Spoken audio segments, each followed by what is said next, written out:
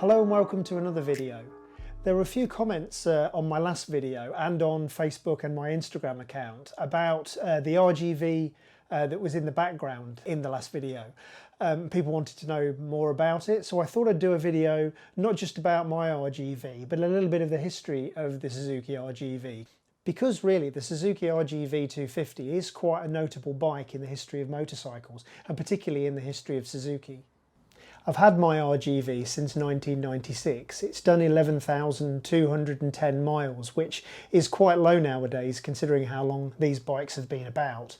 This one's been off the road for a little while, but I'm hoping to recommission it and get it going again. I don't think I'll be back on the road, but I might even take it to Donington or something like that and have a go around there, because that's relatively close to where I live. This particular RGV is a RGV250K model, which is also referred to as VJ21, and it was produced between 1989 and 1991. Now, there are a lot of changes to the VJ22 model that came along after this. Most noticeable are that the exhausts are all routed to one side. So this bike has an exhaust or a silencer on each side, but they were all on one side for the VJ22. Also, to make room for the expansion chambers, the swing arm was modified as well to make room for that. So they're quite noticeably different, and the fairings were a little bit sharper as well than they are on this bike. So the RGV250 is one of my favourite bikes alongside the Ducati 916, so I'm probably a bit of a 90s guy. They were both sort of 90s heroes. I'd also like a Vincent Black Shadow, but I can't see me getting one of those anytime soon. So I first saw the RGV back in 1990 when I was a college student. One of my friends had a 1989 Pepsi liveried Kevin Schwantz edition, which was quite a rare thing. So as soon as I saw that, I was hooked. I did take a photograph. Here's a photograph, but it was in black and white, so I was kind of in my teenage black and white arty photo stage, so that's why that photo is in black and white. So I bought my RGV back in 1996. Shortly after doing my test with a load of friends, we all decided to take our motorbike test. There was about 4 or 5 of us, but I was the only one who actually went on to buy a motorcycle. Started terrifying my parents immediately by riding it around almost everywhere and having an awful lot of fun with it. So I had a few other friends who had various different kinds of bikes, and the RGV could keep up with most of them. It really was a fast little bike and really good on country lanes. Also, the friend that I at first had, the Suzuki, moved on to an Aprilia RS250, which had the same engine as this. So it was quite nice to go out riding together with the Aprilia and the Suzuki, and you know, pretty much the same engine, but you know, really feel the advances that Aprilia made in those few years after this bike came along. So some technical specifications on my RGV, because I have the brochure, of course, I'm that kind of guy. It's a 2-stroke water-cooled crankcase reed valve AETC 90-degree V-twin. Now, I knew most of that, but I'm not quite sure what AETC means, so if anybody knows, maybe they could put that in the comments.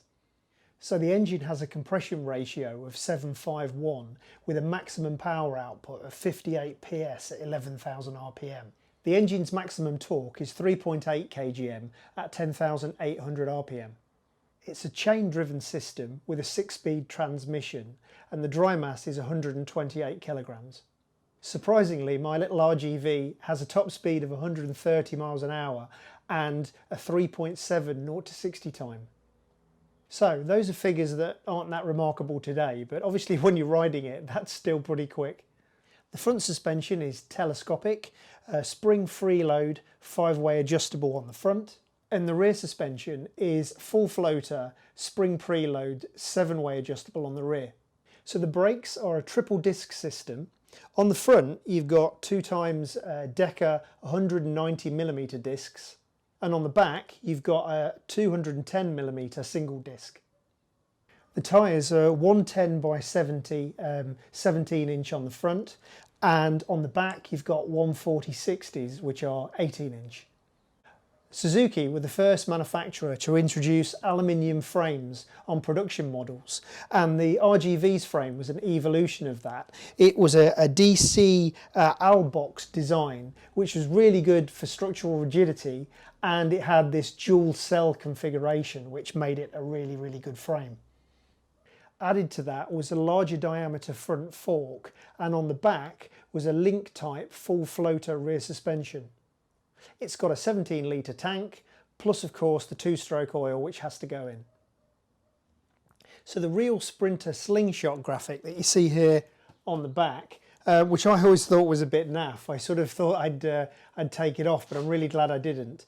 But it refers to the slingshot carburettor design, which was a very modern and advanced design at the time. It used fluid dynamics in order to aid a more spontaneous throttle response. Now the engine has a very interesting characteristic in that around 7,000 RPM it doesn't feel very powerful and very lively, but if you get the revs up over 8,000 RPM it feels like the characteristic or the character of the engine effectively doubles and feels like you have double the power, and it really comes alive. It's quite loud and quite raucous, and it's a real sort of hang on for dear life kind of feel. So where did the RGV250 come from? What kind of spawned this type of bike in this particular era? Well, at the end of the 1980s and the early 90s, the intermediate class of Grand Prix racing motorcycles was really hotly contested and a really kind of influential championship, and that made a host of Japanese manufacturers create race replica bikes, and arguably the RGV250 was the sort of most popular of those. So the little RGV was based on and certainly had the looks of Kevin Schwantz's RGV500 motorcycle from the Grand Prix 500cc racing. But not only that, it didn't just have the looks. It wasn't a cosmetic kind of makeover. It had a lot of the technology and the sort of thinking and ideology that was in those Grand Prix bikes. So it replaced the RG250, which also had an aluminium frame, but that had a slightly more conventional, you could say, parallel twin engine instead of a V-twin like the RGV250.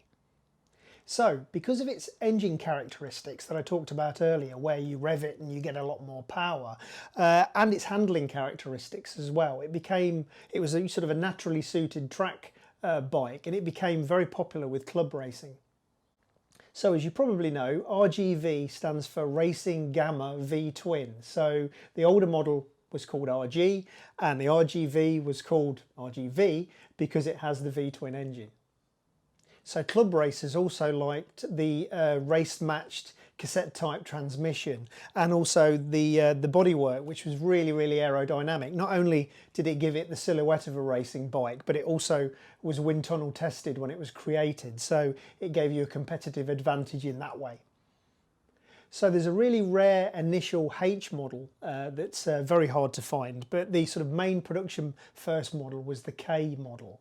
Now, Suzuki didn't rest on its laurels at that point when they were producing these. They also produced an SP, which came in these colours as well. And they also did it in the Kevin Schwantz Pepsi colours, which was like my friend's bike that you saw earlier.